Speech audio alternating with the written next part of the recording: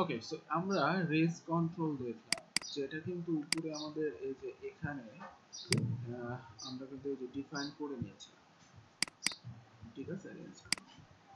So এবার আমরা যেটা দেখব সেটা হচ্ছে কালার কন্ট্রোল, ঠিক আছে, কালার কন্ট্রোল সেটিং। ওকে, সো আমরা এখানে দেখেন প্যানেল কালার সেটিং নামের একটা হচ্ছে অপশন নিয়েছি। সেখানে টাইটেল দিলাম হচ্ছে বর্ডার কালার, তারপর ইনিশিয়াল ওপেন মানে অবস্থা ফলস হয়ে থাকবে, কালার ভ্যালু আমরা বর্ডার কালার দিচ্ছি, যেটা আমরা এখনো হচ্ছে যে ভ্যালু হিসেবে এই যে এখান থেকে আমরা একটা অ্যাট্রিবিউট সেট করে রেখেছি, সেটা দিলাম বর্ডার কালার। সো অবশ্যই এই জায়গায় প্রপস দিতে হবে, ঠিক আছে। আর ভ্যালু হিসেবে এখানে আমরা প্রপস বর্ডার কালার দিচ্ছি। আর এখানে কালারস গুলো আমরা এখানে দিয়ে দিতে পারবো, সেটা আমরা এখনো বানাইনি, এটা আমরা বানাচ্ছি। আর লেভেল দিলাম হচ্ছে border colour, on change same ভাবে উপরের মতোই আমরা এখানে সেট করে দিলাম, ঠিক আছে। যে নিউ কালারটা আমাদের এই বর্ডার কালারের মধ্যে সেট হয়ে যাবে, যেটা চেঞ্জ করব। ওকে, সো এবার আমরা করলাম কি, এখানে কনস্ট কালার হিসেবে আমরা একটা ভ্যারিয়েবল ডিফাইন করলাম, যেখানে আমরা কালার এবং নামটা দুইটা নিয়েছি, এবং এটা যেন এখান থেকে আমরা পাই। সো এই জন্যই এই যে এইখানে আমরা props dot colors colors এর মধ্যে দিয়ে দিয়েছি props dot colors, অর্থাৎ এখান থেকে আমরা এটাকে পাবো। ওকে, সো এটাকে এবার আমরা যদি সেভ করি, সেভ করে যদি এবার রিলোড দিয়ে দেখি যে কি অবস্থা। সো আমি এখানে যে অপশনে যাচ্ছি, এই যে দেখেন এখানে কিন্তু আমাদের বর্ডার কালার নামের একটা অপশন আছে, এবং এখানে ক্লিক করলে আমরা এই যে এখান থেকে পিক করতে পারছি। বাট আমাদের এখানে কালার গুলা ঠিকঠাক মতো মনে হচ্ছে পায় না, তাই না? যে যে কালার গুলো আমরা ডিফাইন করে রেখেছি, বাট এখান থেকে যদি আমরা সিলেক্ট করি, যদি কালারটা কিন্তু চেঞ্জ হচ্ছে। ওকে, কালারটা চেঞ্জ হচ্ছে। ওকে, সো এখানে আমরা একটা ছোট্ট মিস্টেক করছিলাম, যেরকম এখানে ভ্যালু হিসেবে আমরা প্রথমে প্রপস এবং বর্ডার পজিশন দিয়ে দিচ্ছিলাম, কিন্তু এটা আসলে অ্যাট্রিবিউটস এর মাধ্যমে পাবে। সো এখানে অ্যাট্রিবিউটসটাও আপনাকে দিয়ে নিতে হবে, ঠিক আছে। প্রথম সমস্যা এটা।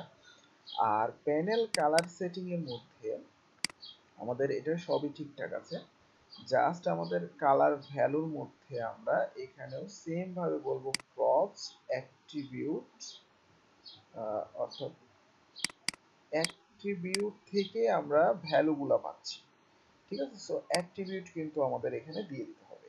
আর এখানে কালারস এর মধ্যে আমাদের যে কালার স্যাম্পলটা আমরা দিয়েছি সেটা দিতে হবে, অর্থাৎ উপরে কিন্তু আমরা ডিফাইন করেছি কিছু কালার, এই যে কালার স্যাম্পল। হ্যাঁ, এটাকে আমরা একটু চেঞ্জ করে নিয়েছি, মাত্র 3টা কালার দিয়েছি আমরা এখানে, নেম, স্ল্যাগ এবং কালার। ওকে, সো এর আগে যেটা দিয়েছিলাম ওটাও হবে, জাস্ট এখানে আপনাদের কিচ্ছু দেওয়ার দরকার নেই, জাস্ট ওই ভ্যালুর নাম দিতে হবে। আর এখানে বাকি যেগুলো আছে সেগুলো সেম থাকবে। সো এবার যদি আমি চাই যে রিলোড দিই, এবং আমি আমার এখানে যাই রিলোড, ঠিক আছে। সো এবার যদি আমি এখানে ক্লিক করি, তাহলে দেখেন যে এই যে এখানে কিন্তু বর্ডার কালার আসছে, এবং আমি যদি এখানে ক্লিক করি, এই যে দেখেন এখানে কিন্তু 3টা কালার যে আমরা ডিফাইন করেছি উপরে, সেগুলো কিন্তু এখানে আসছে। এবং আমি যখন এখানে দিচ্ছি, যে কালারটা সিলেক্ট করতেছি সেই কালারটাই কিন্তু এখানে চলে আসতেছে। পারফেক্ট। সো এখানে কিন্তু আপনারা চাইলে অনেকগুলো কালার, যেটা এর আগে আমরা কনস্ট্যান্টের মাধ্যমে ডিফাইন করে দিয়েছি, এরকম অনেকগুলো কালার কিন্তু এখানে দিতে পারেন, যেটা আমি এখনই আবার করে দেখাচ্ছি, সমস্যা নেই। সো আমরা এই যে এটাকে অনেকগুলো কালারই নিলাম এখানে, এবং উপরে যেটা করেছিলাম এটাকে আমরা বাদ দিয়ে দিলাম, ঠিক আছে। সো আমরা এবার অনেকগুলো কালারই এটার মধ্যে আমরা দেখতে পাবো। সো আমি যদি এবার রিলোড দিই এখানে,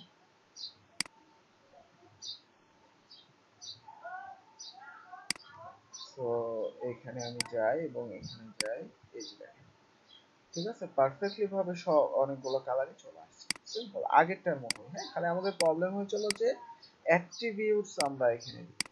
ওকে, তাছাড়া পারফেক্ট। এবং এটাকে যখন আমি এটা লিখে সেভও করতেছি, তার মানে আমার ডাটা কিন্তু নতুন চেঞ্জ হচ্ছে, তাই না? নতুন যে ডাটাটা সেটা কিন্তু চেঞ্জ হচ্ছে। সো আমি এখানে যদি যাই, যে দেখেন এখানে কিন্তু চেঞ্জ হয়ে গেছে। ওকে, সো আমি এখান থেকে এই যে এখানে দেখেন ক্লিয়ারও করা যায়। সো ক্লিয়ার করলে কিন্তু আবার ক্লিয়ার হয়ে যাচ্ছে। সো আমি এটা আপডেট দিলে আমার এখানে ডাটাটা এটাই কিন্তু থাকছে।